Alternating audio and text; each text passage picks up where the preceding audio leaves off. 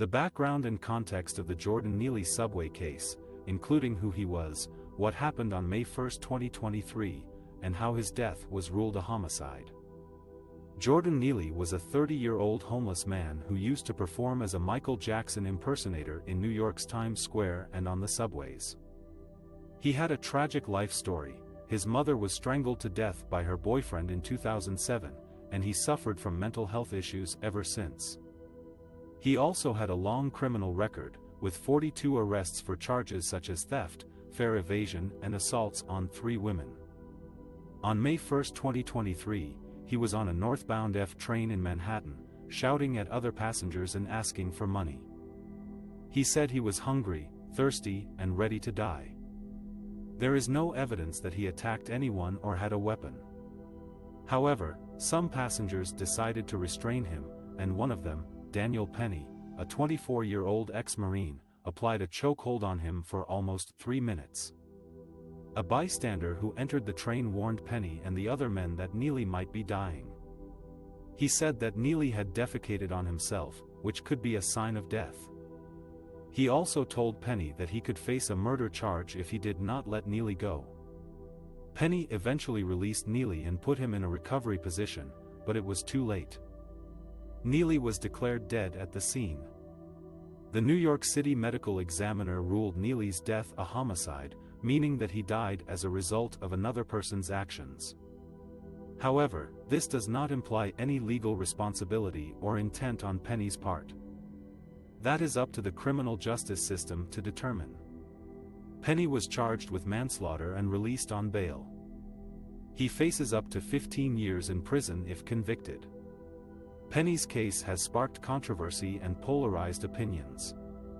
Some people see him as a hero who tried to protect himself and others from a violent and unstable man. Others see him as a vigilante who took the law into his own hands and killed an innocent and vulnerable man. A crowdsourced legal defense fund for Penny has raised over $1 million, with support from prominent conservative figures such as Florida Governor Ron DeSantis. Meanwhile, Neely's family and lawyer have demanded justice for his death and called attention to the plight of the homeless and mentally ill in New York City.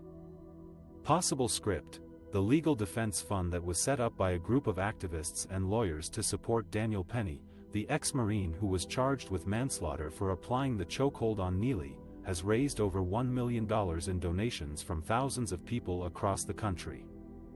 The fund was launched on a crowdfunding platform called Justice for Daniel, where supporters can contribute any amount they wish and leave messages of solidarity and encouragement. The organizers of the fund claim that Penny acted in self-defense and that he was unfairly targeted by the media and the prosecution for his military background and his race. They argue that he was trying to protect himself and others from Neely, who they describe as a violent and aggressive suspect who had a history of criminal offenses and mental health issues. They also point out that the chokehold technique that Penny used was taught to him by the Marines and that it was not banned by the subway security policy at the time of the incident.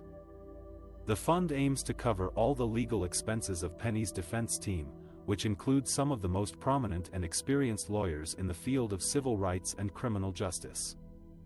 The fund also plans to use some of the money to raise awareness about the case and to advocate for reforms in the subway security system and the use of force policies.